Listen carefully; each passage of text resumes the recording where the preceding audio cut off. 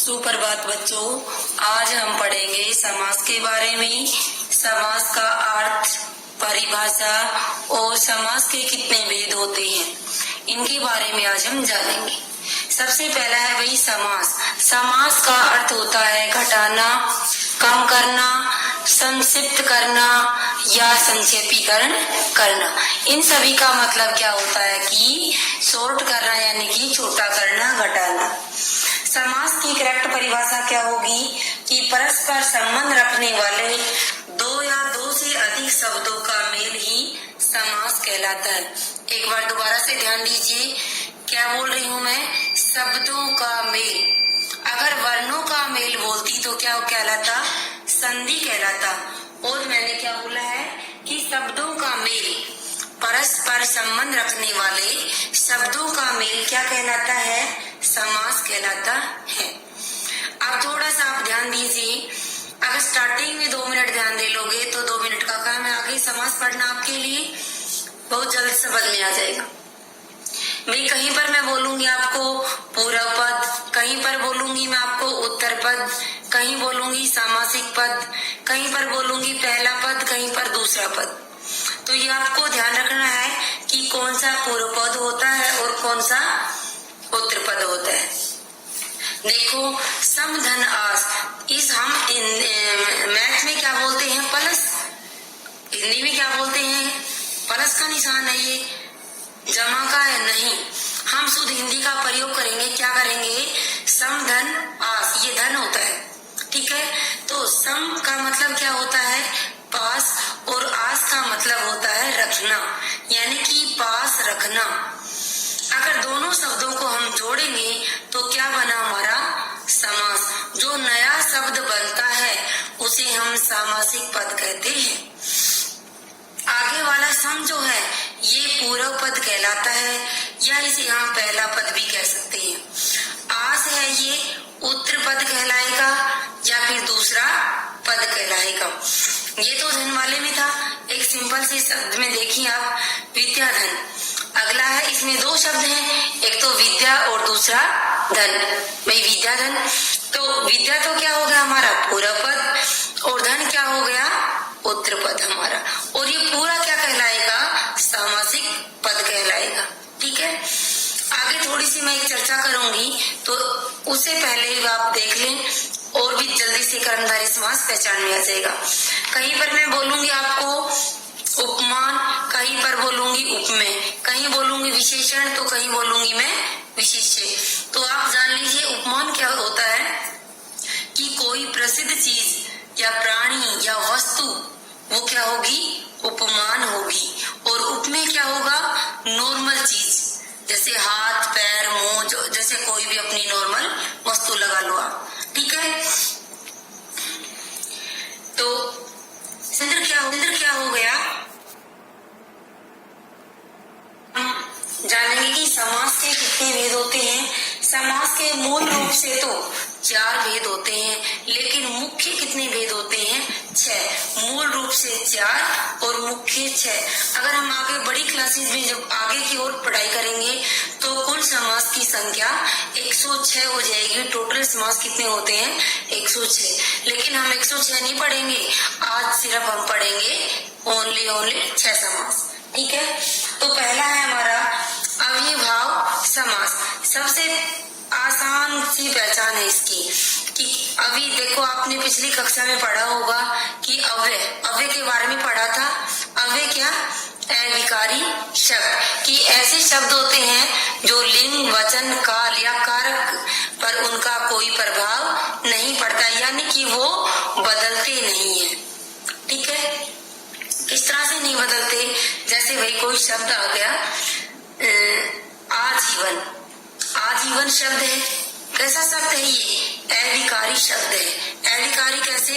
क्योंकि लिंग के अनुसार करें। देखो भाई, कोई लड़की कहती है जैसे कि मैं आजीवन आपकी सहायता करूंगी, आजीवन। कोई लड़का बोले कि मैं आजीवन आपकी सहायता करूंगा, तो आजीवन में कोई परिवर्तन आया? नहीं आया। वचन के अनुसार लगा के देख ले कि मैं आजीवन आपकी सहायता करूंगा, हम आजीवन आपकी सहायता करेंगे। पर लिंग वचन के अनुसार इसमें कोई परिवर्तन आया? नहीं आया। ना ही समय के अनुसार आएगा, ना ही कारक के अनुसार इस पर कोई प्रभाव नहीं पड़ेगा। यानी कि पहला पद क्या मिलेगा आपको? उपसर्ग लगा हुआ मिलेगा। सबसे एक और आसान पहचान है इसकी कि पहला पद होगा वो उपसर्ग में मिलेगा। किस तरह से मिलेगा? जैसे आ, भर, प्रति, बे, इस तरह से उपसर्ग मिलेंगे। फिर भी ना पहचान पाओ तो जो शब्द होगा वो कैसा होगा? अधिकारी होगा, अव्यय होगा। ठीक है। या फिर बराबर वाले मिलेंगे आपको, बराबर वाले की समान। वो आपको मैं उदाहरण के तौर पर बताऊंगी कि बराबर वाले कैसे। ठीक है। या फिर जैसे आजीवन, आजीवन का मतलब जीवन भर। आमरण, आदि खा हमने यानी मृत्यु तक। भर पेट यानी पेट भर के। प्रतिदिन यानी कि हर रोज। ठीक है, ये लाभनी भी। रातों रात, मैं रातों रात, जैसे उदाहरण लो कि मैं रातों रात अमीर बनना चाहता हूँ। क्या चेंज हुआ? रातों रात का रातों रात। मैं रातों रात अमीर बनना चाहती हूँ। हम रातों रात अमीर बनना चाहते हैं। रातों रात कैसा शब्द है? कैसा शब्द है भाई? बराबर वाला शब्द है, चेंज नहीं हुआ, अधिकारी शब्द है। या फिर जैसे देखो घर घर, वह घर घर घूमता है, मैं घर घर घूमती हूँ। कोई चेंज हुआ? नहीं हुआ। तो ये कैसे शब्द है? अधिकारी शब्द। अभी मैंने बताया या तो क्या मिलेगा इसमें? उपसर्ग ढूंढ लेना। लगभग लगभग उपसर्ग मिल जाएंगे। उपसर्ग से भी ना पहचान आए किसी शब्द में तो क्या करोगे? अधिकारी शब्द करके आप वाक्य में प्रयोग करके देख सकेंगे। ठीक है। किस तरह के मिलेंगे? स्टार्टिंग में आ, बे, नी, प्रति, इस तरह के मिलेंगे। ठीक है। दूसरा समास है हमारा तत्पुरुष समास। दूसरा अगला हमारा तत्पुरुष समास। तत्पुरुष समास की एक सिंपल सी पहचान होगी। भाई परिभाषा करेंगे कि जिस समास में पूर्व पद गुण, उत्तर पद प्रधान होगा, तो इस उत्तर पद और पूर्व पद की पहचान में आप नहीं कर पाओगे। ठीक है। तो आप सबसे सिंपल तरीका क्या देखेंगे कि विभक्ति चिन्ह कहाँ मिलेगा? जब सामासिक पद को हम तोड़ेंगे, बड़ा करेंगे, और या फिर जो बड़ा है उसके अंदर हम ढूंढ लेंगे। क्या मिलेगा आपको?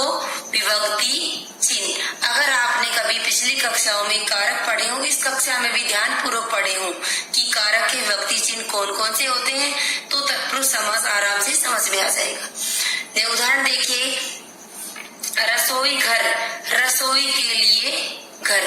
भाई घर किसके लिए? उत्तर पद की बात हो रही है। घर किसके लिए? भाई रसोई के लिए। तो के लिए जहां पर भी आ गया, क्या है के लिए? विभक्ति चिन्ह कारक की। देखो अगला उदाहरण, माल गोदाम, माल के लिए गोदाम। फिर भी क्या आ गया दोबारा से? के लिए। अगला उदाहरण देखिए, रोगग्रस्त, भाई रोग से ग्रस्त, रोग से ग्रस्त, रोगग्रस्त से आ गया। से क्या है? कारक का विभक्ति चिन्ह है। राजपुत्र, राजा का पुत्र, क्या है? विभक्ति चिन्ह का आ गया। गंगा तट यानी गंगा का तट। इसी तरह से और भी जो अन्य उदाहरण है वो आप अपनी बुक से करेंगे, तब आपको तत्पुरुष समास अच्छे से समझ में आ जाएगा। इसकी सबसे मेन और इजीली आसान तरीका यही है कि इसमें क्या मिलेंगे आपको? कारक के विभक्ति चिन्ह मिलेंगे। ठीक है। अगला हमारा 3 नंबर पे कर्मधारय समास। कर्मधारय अभी देखो थोड़ी देर पहले मैंने बताया था, उपमान, उपमेय, विशेषण और विशेष्य। उपमान क्या होता है भाई? कोई प्रसिद्ध चीज, कोई फेमस चीज, उपमान।